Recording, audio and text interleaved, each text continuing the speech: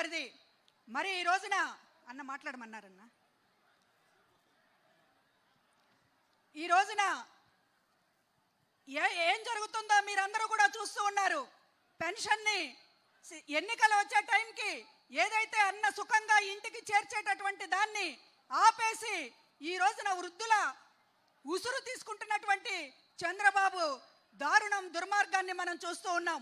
అవ్వాతాతల ప్రేమని పొందినటువంటి ప్రభుత్వం, అవ్వాతాతలు చల్లగా ఉండాలని ఎల్లప్పుడూ కోరుకునేటటువంటి ముఖ్యమంత్రి మన జగనన్న గారు ఈ రోజున జరుగుతున్నటువంటి విషయాలని మీతో నేరుగా మాట్లాడతారు. అన్నని మాట్లాడవలసిందిగా ప్రార్థిస్తున్నాము.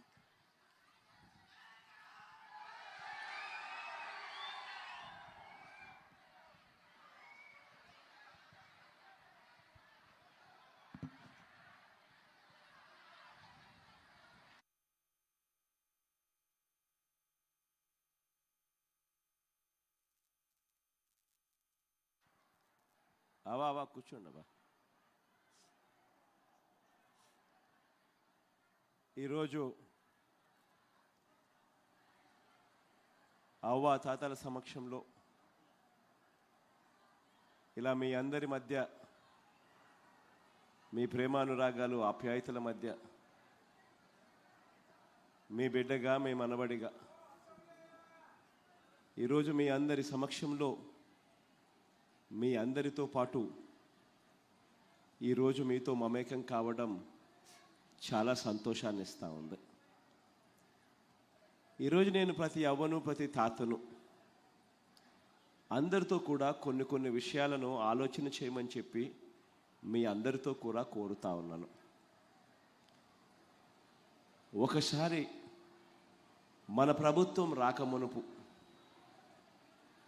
మీ బిడ్డ ప్రభుత్వం రాకమునుపు పెన్షన్ మనకు ఎంత వస్తూ ఉన్నది, ఎంతమందికి వస్తూ ఉన్నది అనేది ఒక్కసారి ఆలోచన చేస్తే, ఎన్నికలకు 2 నెలల ముందు వరకు, ఎన్నికలకు 2 నెలల ముందు వరకు అప్పట్లో అవ్వాతాతలకు కానీ, వికలాంగులకు కానీ, వితంతు ఒక చెల్లెమ్మలకు కానీ, ఇటువంటి అభాగ్యులకు, ఇటువంటి అన్యాయమైన పరిస్థితిలో ఉన్న వాళ్లకు ఇచ్చే పెన్షన్ ఎన్నికలకు 2 నెలల ముందు వరకు గతంలో పెన్షన్ 1000 రూపాయలు. అవునా కాదా? అవునా కాదా? ఎన్నికలకు 6 నెలల ముందు వరకు కూడా, ఎన్నికలకు 6 నెలల ముందు వరకు కూడా అప్పట్లో పెన్షన్ ఎంతమందికి ఇచ్చేవారో తెలుసా? ఎన్నికలకు 6 నెలల ముందు వరకు కూడా పెన్షన్ అప్పట్లో కేవలం 39 లక్షల మందికి మాత్రమే పెన్షన్ ఇచ్చేవారు. కానీ ఈరోజు మీ బిడ్డ ప్రభుత్వంలోకి వచ్చిన తర్వాత మార్పు ఒక్కసారి చూడమని చెప్తా ఉన్నా. అప్పట్లో ప్రభుత్వానికి అయ్యే ఖర్చు నెలకు కేవలం 400 కోట్ల రూపాయలు ఖర్చు అయ్యే ఆ రోజుల పరిస్థితి అప్పట్లో ఉంటే, ఈరోజు మీ బిడ్డ ప్రభుత్వం వచ్చిన తర్వాత అవ్వాతాతల ముఖంలో చిరునవ్వులు చూడాలని, వీళ్ళెవ్వరూ కూడా ఇబ్బందులు పడే పరిస్థితి రాకూడదు అని, వీళ్ళ ఆత్మగౌరవం నిలబడాలని, పెన్షన్ల కోసం వీళ్ళు ఎక్కడికెక్కడికో తిరగాల్సిన పని ఉండకూడదని, పెద్ద క్యూలలో నిలబడాల్సిన అవసరం ఉండకూడదు అని, లైన్లలో నిలబడి, తీరా లైన్లో నిలబడిన తర్వాత ఎక్కడికెక్కడికో వెళ్ళిన తర్వాత, ఆఫీస్ దగ్గరికి చుట్టూ తిరిగిన తర్వాత అక్కడికి తీరా పోయిన తర్వాత ఈరోజు లేదు రేపు రా అని మళ్ళీ చెప్పే పరిస్థితి రాకూడదు అని మొట్టమొదటిసారిగా దేశంలోనే బహుశా ఇటువంటి కార్యక్రమం జరగడం లేదు. మొట్టమొదటిసారిగా మీ బిడ్డ మీ గురించి ఆలోచన చేశాడు, అవ్వాతాతల గురించి ఆలోచన చేశాడు, వారి ఆత్మగౌరవాన్ని గురించి ఆలోచన చేశాడు, వారి కష్టం గురించి ఆలోచన చేశాడు. ఆలోచన చేసి అధికారంలోకి వచ్చిన వెంటనే దేశంలో ఎప్పుడూ జరగని విధంగా, దేశంలోనే ఎప్పుడూ చూడని విధంగా గ్రామ స్వరాజ్యం అంటే ఏమిటి అన్న దానికి నిర్వచనం ఇస్తూ, ప్రతి గ్రామ సచివాలయంలోనూ, ప్రతి గ్రామంలోనూ ఒక గ్రామ సచివాలయం ఏర్పాటు చేయడం, ఆ సచివాలయానికి అనుసంధానంగా ప్రతి 60 ఇళ్లకు, ప్రతి 50 ఇళ్లకు, ప్రతి 70 ఇళ్లకు ఒక వాలంటీర్ను నియమించి ఆ గ్రామ సచివాలయానికి అనుసంధానం చేసి ఆ గ్రామ వాలంటీర్ ద్వారా ప్రతి ఇంటికి, ప్రతి యవ్వను, ప్రతి తాత ముఖంలో చిరునవ్వును చూడడానికి ప్రతి ఇంటికి నెల 1వ తారీఖునే, అది సెలవు దినమైనా ఆదివారమైనా ఇంకొకట, మన ప్రభుత్వం ప్రతి ఇంటికి నెల 1వ తారీఖునే వచ్చి తలుపు తట్టి చిక్కటి చిరునవ్వులతో గుడ్ మార్నింగ్ చెబుతూ ప్రతి యవ్వను, ప్రతి తాతను వాలంటీర్లు ఒక మనవడిగా, ఒక మనవరాలిగా పలకరిస్తూ అవ్వ తాతలకు అండగా ఉంటూ పెన్షన్ నేరుగా చేతుల్లోనే పెడతా ఉన్న పరిస్థితి గతంలో ఎప్పుడు చూడని విధంగా జరుగుతూ ఉంది.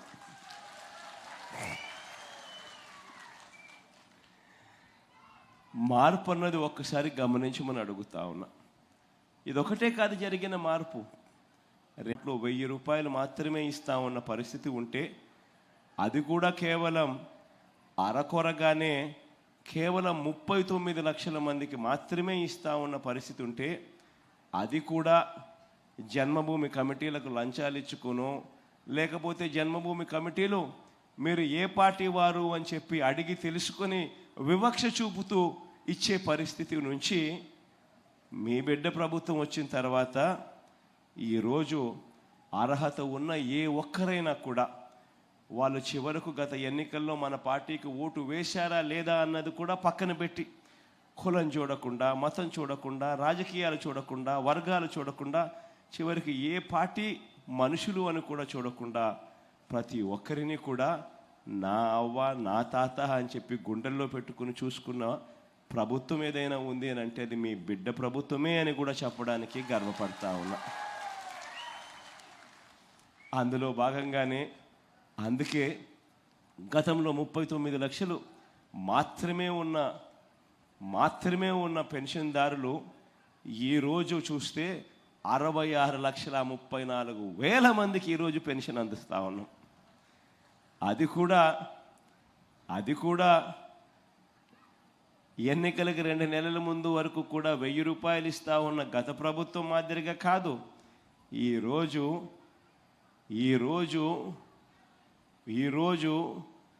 ఏకంగా 3,000 దాకా పెంచుకుంటూ పోయి కూడా మరి అవ్వాతాతలకు మంచి చేసే కార్యక్రమం జరుగుతూ ఉంది.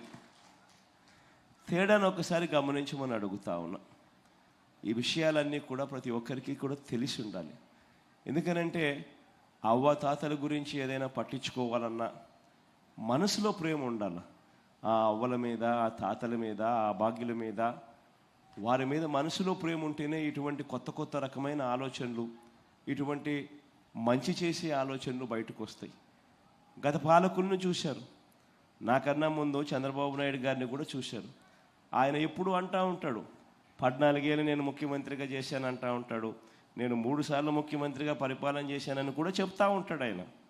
కానీ 3 సార్లు ముఖ్యమంత్రి అయి ఉండొచ్చు, కానీ 14 ఏళ్ళు ముఖ్యమంత్రిగా పరిపాలన చేసి కూడా ఉండొచ్చు. కానీ ఏ ఒక్క రోజు కూడా మీ బిడ్డ మాదిరిగా అవ్వాతాతల గురించి ఏ రోజైనా ఒక్క రోజైనా ఆలోచన చేశాడా అన్నది మీ అందరూ కూడా ఆలోచన చేయమని కోరుతా ఉన్నా.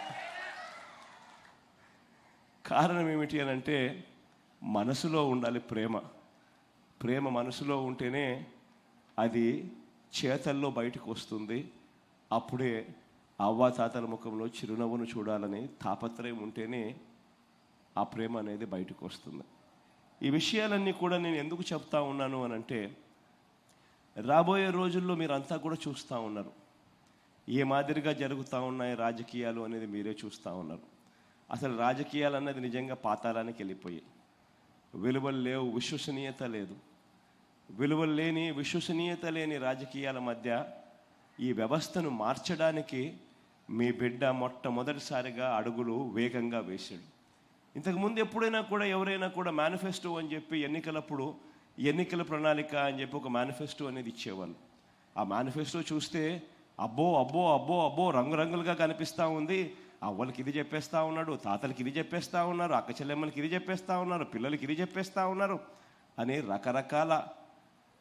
రకరకాలుగా ప్రలోభాలు పెట్టే మేనిఫెస్టోలు కనిపించేటివి. రకరకాలుగా సామాజిక వర్గాలను సైతం ప్రలోభాలు పెట్టే మేనిఫెస్టోలు కూడా కనిపించేటివి. కానీ ఏం జరిగేది?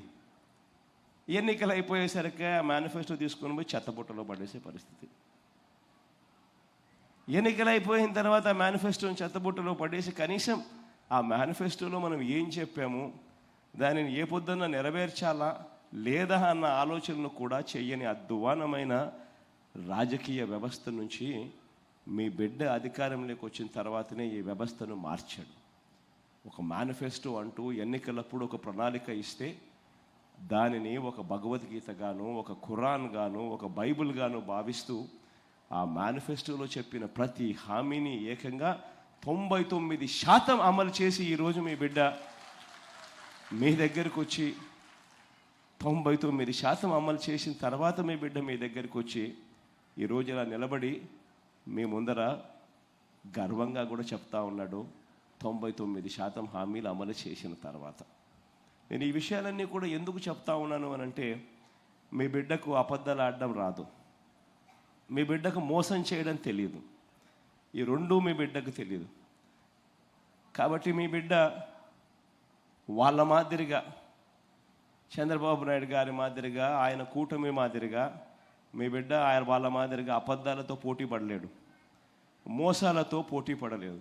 ఎందుకంటే వాళ్ళు ఎలాగూ చేసేదే లేదు కాబట్టి, ఎలాగూ చెప్పడానికి ఏముంది, నోటికి అడ్డేముంది, అబద్ధాలకు రెక్కలు కట్టేస్తే సరిపోతుంది, ఎలాగూ చేసేది లేదు కదా అనే మనస్తత్వం వాళ్ళది. కానీ మీ బిడ్డది అలా, అది ఖచ్చితంగా చేసి చూపిస్తాడు మీ బిడ్డ. అందుకనే మీ బిడ్డ అబద్ధాలు చెప్పలేడు కాబట్టి, మోసాలు చేయలేడు కాబట్టి కొన్ని వాస్తవాలు కూడా మీ అందరి ముందు కూడా ఉంచుతా ఉన్నా. ఈరోజు అందరూ కూడా ఆలోచన చేయమని అడుగుతా ఉన్నా. ఈరోజు జనాభా ప్రకారంగా 5 కోట్ల ఆంధ్ర రాష్ట్రం మంది. ఈ జనాభా ప్రకారంగా చూస్తే ఇలా 66,34,000 మందికి పెన్షన్ అందుకుంటా ఉన్న జనాభా ప్రకారం చూస్తే అత్యధికంగా ఇస్తా ఉన్న రాష్ట్రం జనాభా ప్రకారం మనదే. ఇది ఒకటి గుర్తుపెట్టుకోవాల్సిన అంశం. రెండోది ఏమిటి అని అంటే, 3,000 రూపాయలు పెన్షన్ ఇస్తా ఉన్న రాష్ట్రం అసలు దేశంలోనే ఇంకొకటి లేదు. ఈ రాష్ట్రంగా ఆ రాష్ట్రంగా దేశంలోనే ఎక్కడ లేదు. ఈరోజు పెన్షన్లకు సంబంధించి గతంలో చంద్రబాబు నాయుడు గారి ప్రభుత్వంలో నెలకు 400 కోట్ల రూపాయలు కూడా కాని పరిస్థితి నుంచి ఈరోజు పెన్షన్లకు సంబంధించి నెలకు 2,000 కోట్ల రూపాయలు కేవలం పెన్షన్ల కోసం మాత్రమే ఇస్తా ఉన్న పరిస్థితి. సంవత్సరానికి 24,000 కోట్ల రూపాయలు పెన్షన్ల రూపకంలో ఇస్తా ఉన్న పరిస్థితి. ఈ 58 నెలలుగా మీ బిడ్డ ప్రభుత్వం వచ్చిన తర్వాత ఈ ఏప్రిల్ కూడా కలుపుకుంటే ఏకంగా 90,000 కోట్ల రూపాయలు ఈ పెన్షన్ రూపకంలో అవ్వాతాతల ముఖంలో చిరునవ్వులు చూసేదాని కోసం చేతిలో పెట్టినట్టు అయింది. నేను ఎందుకు ఈ మాట చెప్తా ఉన్నాను అంటే, ఒకసారి గమనిస్తే ఆంధ్ర రాష్ట్రంలో ఇచ్చేది సంవత్సరానికి 24,000 కోట్ల రూపాయలు సంవత్సరానికి ఇస్తా ఉన్న ఏకైక రాష్ట్రం ఆంధ్రప్రదేశ్ అయితే, దాని తర్వాత మీరు గమనిస్తే బీహార్లో చూస్తే 4,300 కోట్లు, ఉత్తరప్రదేశ్లో చూస్తే పెన్షన్ల కోసం ఇచ్చేది 5,160 కోట్లు, కర్ణాటకలో చూస్తే 4,700 కోట్లు, పక్కన తెలంగాణలో చూసినా కూడా 8,180 కోట్ల రూపాయలు. అంతే. ఒక ఆంధ్ర రాష్ట్రం మాత్రం చూస్తే పెన్షన్ల కోసం ఇస్తా ఉన్న డబ్బు ఏకంగా 24,000 కోట్ల రూపాయలు కేవలం దీనికోసం ఇస్తా ఉన్నా. ఈ విషయాలన్నీ కూడా ఎందుకు చెప్తా ఉన్నాను అంటే, రేపొద్దున మోసం చేసేందుకు 4,000 అంటారు, 5,000 అంటారు, 6,000 అంటారు. ఇంకా అవసరమైతే మోసం చేయడానికి ఎలాగూ చేసేది లేదు కాబట్టి ప్రతి ఒక్కరికి 8,000 కూడా అంటారు.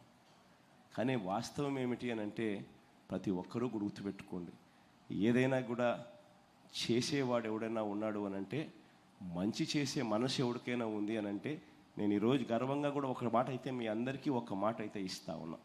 మేనిఫెస్టోలో నేను చెప్పినా చెప్పకపోయినా, ఎందుకనంటే చేయగలిగింది నేను చెప్పాలి. చేయలేనిది నా నోట్లో నుంచి రాకూడదు, నేను చెప్పకూడదు. చేయగలిగిందే చెప్పాలి.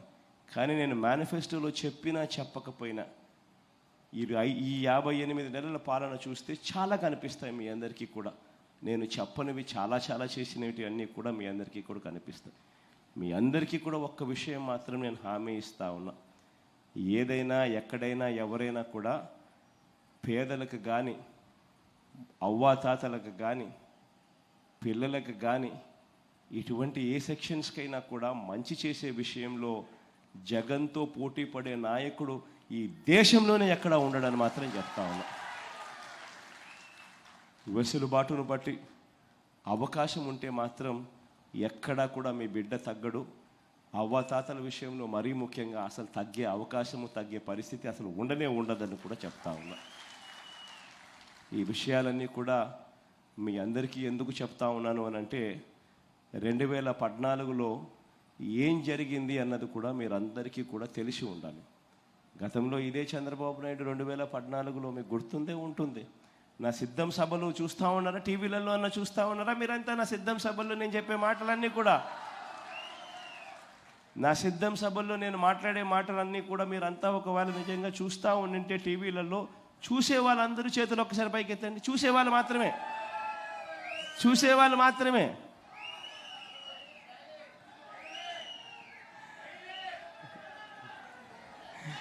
అందరూ చూస్తూ ఉన్నారు కాబట్టి నేను మళ్ళీ చెప్పడం మళ్ళీ రిపిటేషన్ అవుతుంది.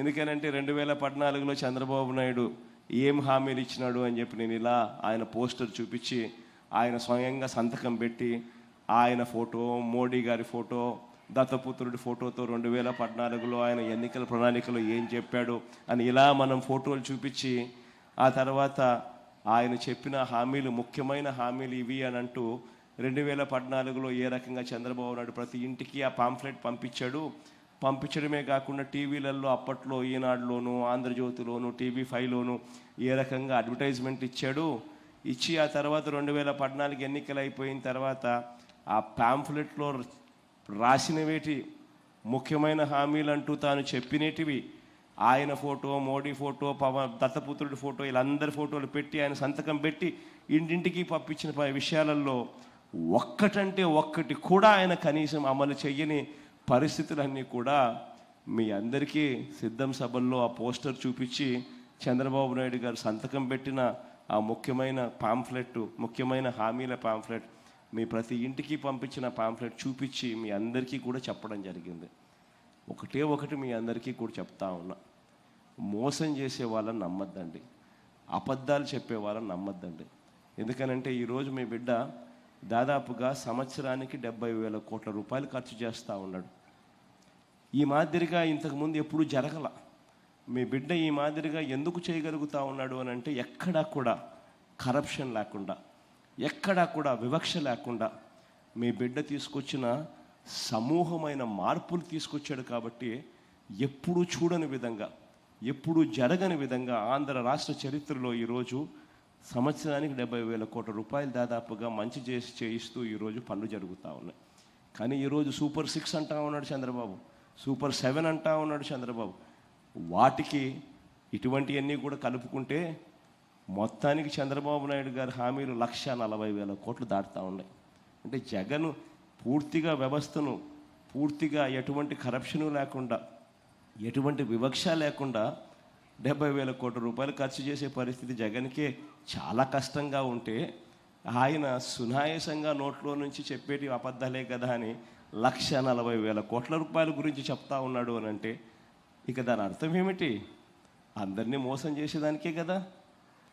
ప్రతి ఒక్కరూ కూడా ఈ విషయాన్ని గుర్తుపెట్టుకోండి. తర్వాత మళ్ళీ చంద్రబాబు నాయుడుకు పొరపాటున ఓటేస్తే మాత్రం పులి నోట్లో తలకాయ పెట్టినట్టే అన్నది ప్రతి ఒక్కరూ కూడా గుర్తుపెట్టుకోండి. ఈ విషయాలన్నీ చెప్పి ఇక మైక్లో మీరెవరైనా మాట్లాడాలనుకుంటే మీ దాకా మైక్కి పంపిస్తా. మీరేదైనా సలహాలు, సూచనలు ఏదన్నా ఇస్తే కూడా తీసుకుంటాను. అవన్నీ కూడా రాబోయే రోజుల్లో ఇంకా మన ఎఫిషియన్సీని ఇంకా పెంచేదానికోసం, ఇంకా ఉపయోగపడేట్టుగా అయితే ఖచ్చితంగా ఉపయోగపెట్టుకుంటానని కూడా తెలియజేస్తా ఉన్నా.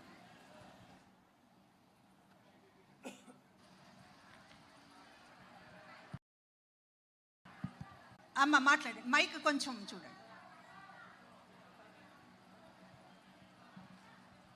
అక్క మాట్లాడక్క.